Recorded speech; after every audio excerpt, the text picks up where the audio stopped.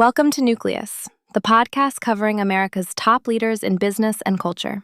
I'm your host, Tripwire. Today on the show, how one visionary CEO steered Ford through its darkest hours and pulled off one of the greatest corporate turnarounds in history, without taking a dime of taxpayer money. Last week marked 12 years since Alan Mulally retired from Ford Motor Company. And here's why that anniversary matters more than you'd think. While today's auto executives scramble to navigate the electric vehicle transition, supply chain chaos, and software-defined vehicles, business schools are still teaching Mulally's turnaround playbook as the gold standard for corporate transformation. His methods, developed during one of the most challenging economic crises in modern history, are experiencing a renaissance because, let's face it, crisis management never goes out of style.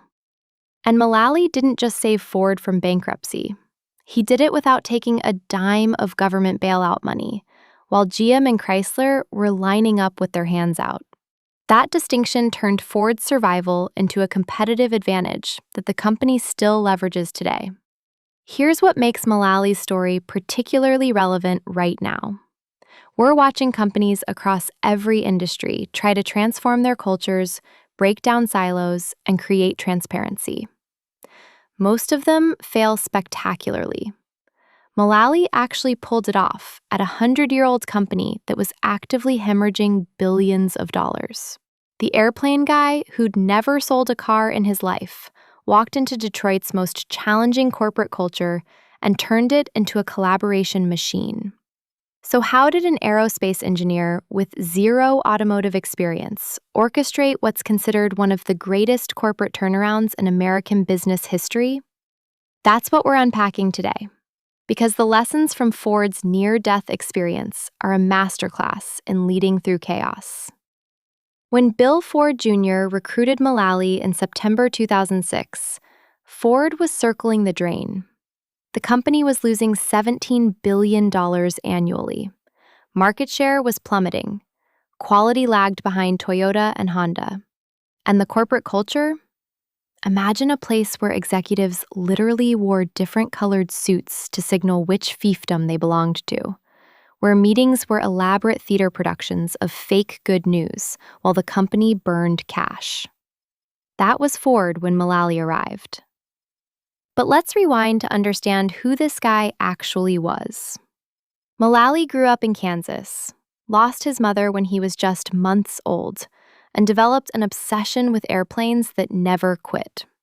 He earned degrees in aeronautical engineering from the University of Kansas, then went straight to MIT for dual master's degrees, one in engineering, one in management. That combination of technical rigor and business thinking became his superpower. He joined Boeing in 1969 and spent 37 years there, rising through the ranks by doing something unusual. He actually brought people together instead of playing political games. His breakthrough came leading the Boeing 777 program in the 90s. This was Boeing's first fly-by-wire commercial aircraft, and Mulally pioneered something he called working together, bringing engineers, suppliers, customers, and employees into unprecedented collaboration. The 777 became Boeing's best-selling wide-body aircraft. But here's the kicker. Mulally got passed over for Boeing's CEO job in 2003. After nearly 4 decades at the company, the board picked someone else. That rejection opened the door to Ford. And sometimes your biggest disappointment sets up your greatest achievement. So Mulally arrives at Ford in 2006 with this radical idea. What if people actually told the truth about problems? Revolutionary, right? He instituted something called the Business Plan Review, BPR for short. Every Thursday morning at 8 a.m., without exception, all top executives gathered to present their division status using a color-coded system. Green meant on plan, yellow meant caution, red meant we've got a problem that needs help. First BPR meeting, every single executive showed green across the board. Everything's great, boss. Meanwhile, Ford's losing billions. Mulally reportedly looked around the room and said, "We're going to lose billions of dollars this year. Is there anything that's not going well here?" Crickets. Nobody wanted to be the first person to admit failure in a culture where admitting problems got you fired. Then Mark Fields, who was running the Americas division, did something gutsy. He showed red. The liftgate on the Ford Edge was malfunctioning, potentially delaying the launch. The room went silent. Everyone expected Fields to get destroyed. Instead, Mulally started clapping. "Mark, that is great visibility. Who can help Mark with this?" That single moment began cracking open Ford's culture of secrecy and blame. Once executives saw that showing red led to help instead of punishment, the floodgates opened. Problems that had been festering in the shadows suddenly became visible and fixable. But Mulally's boldest move came in late 2006, before the financial crisis hit.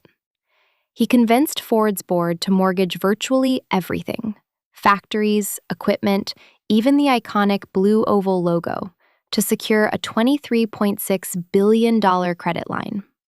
Critics called it reckless. Why would you bet the entire company when things are already bad? Because Mulally saw something others didn't. He understood that credit markets could freeze, and if that happened, Ford would need a massive cash cushion to survive.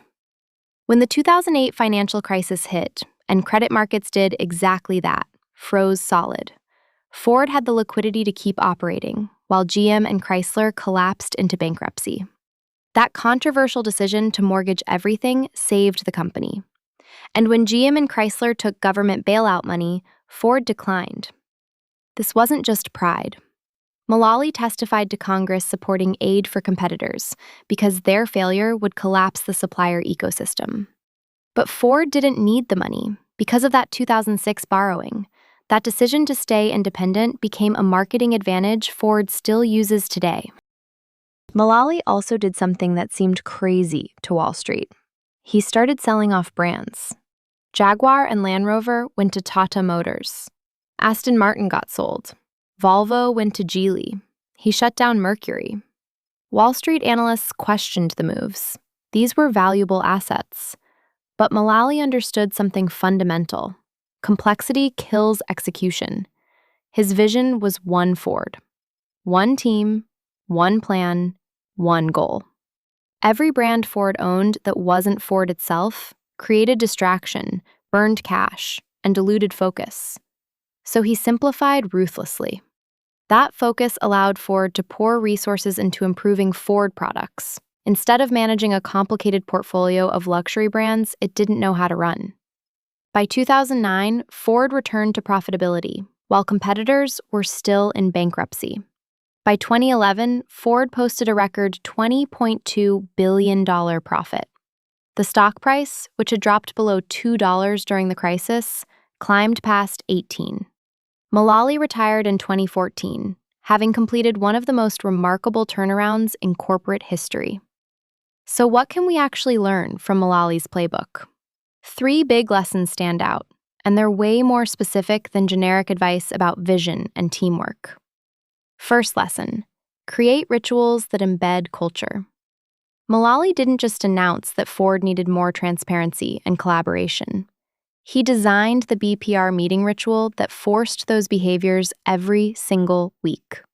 No substitutes allowed, no cancellations.